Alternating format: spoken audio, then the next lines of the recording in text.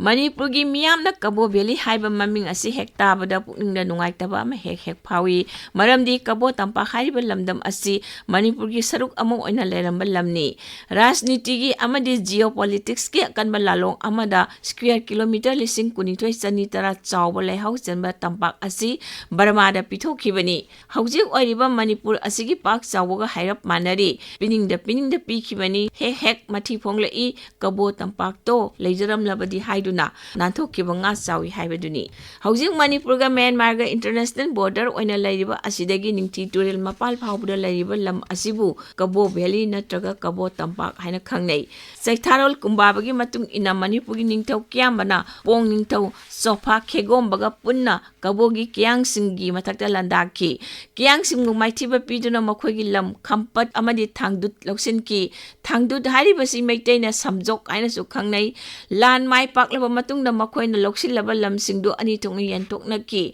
khampat amadi thangdut ki saruk khara Manipur ningthauna loki aduga ningthi turel wangmagi thangdut ki saruk na pong ningthauna loki asumna ing kumja lisinga masamari humputra dagi Manipurgi saruk amu oiraki Kabaw tampaki maruiba mafam asi tamuna amuk oiraki lisinga masanga yangkai manga aduwaida tonggu sagagi ningthau banin yungna Burmagi saruk ayamba punsin nabu hotnarami lisinga masatruk nifu tare tagina lisinga masatruk marfutra nithoi phawbada palamba Manipurgi ningthau singna thangdutta landaduna loksillaga ngak senduna thamki lisinga masatret tara mari dagi lisinga masatret yangkai mari phawba ningthau aina palamba garbani wasna tonggugi samarjyada landaduna Kabaw tampak amadi atay mafam kaya loksinki mathangda amung lisinga masatret yangkai nipalda konbungwang sagaygi ningthau alungpayana Manipurda amung landaraki asumna Kabaw tampak asi munafam oiduna laki Baigasandragi matamdasu awagi ningthau singna tattana landaraki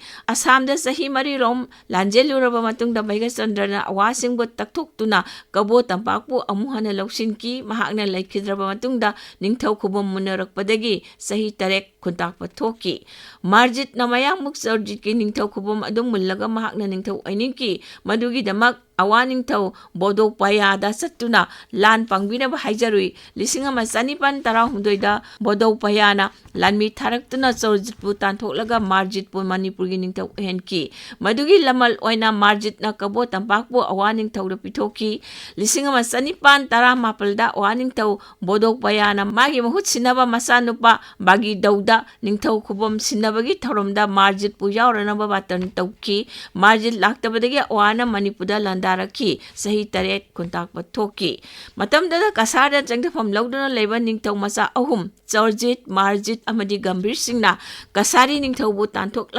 kasar bu saruk ahum khaidokduna palami British na Assam yongna changchilaklaba awalan mising bu takthokpada wana thoklami aduna makhoina gambir sing amadi nursing gi mateng lawki mathangda gambir sing bu magi lan mising gi maraktagi mapangal kanba marok sing leba mathongna phaba lan misanga khak khangal halaga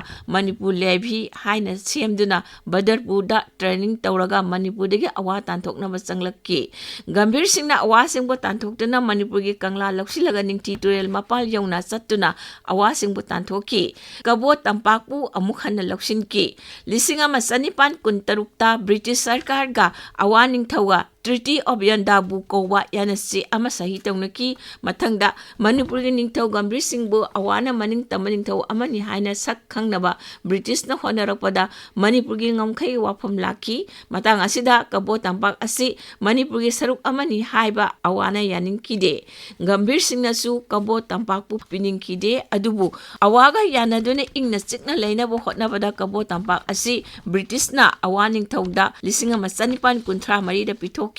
madugi mamal oina sahi khudingi British sarkar na Manipurgi ningthauda lupa lising taruki sanfam ama piki asumna hojik oiriba Myanmarga tainaba ngangkai asida Manipurgi ngamkai oiba taki Advanced Research Consortium gi director oiriba Wangam Somorjit na National Archives of India dagi khomjilakpa the presentation of the Manipur state to be laid before the Chamber of Princes 2nd January 1947 gi lamai kunthra ma thoida Kabaw Valley bu Manipurdagi khaidoktuna Burmada pikibagi wafam mayek sengna pali masi British Sarkar ga Manipurga Kabaw tampaki matangda loisindribe issue ama loisinnaba matamdagi Manipurgi ningthau Maharaj Bodha Chandrana Chamber of Princess ta tharamba memorandum amani adubu lising ama samapun nifu mapalda Shillong Accord sahi tauna kharba matungda Kabaw Valley gi wafam adum khanakhidre hariba 1947 gi January tha asi Bharat na ningkha tamba phangadaba tha teret ki mamangdani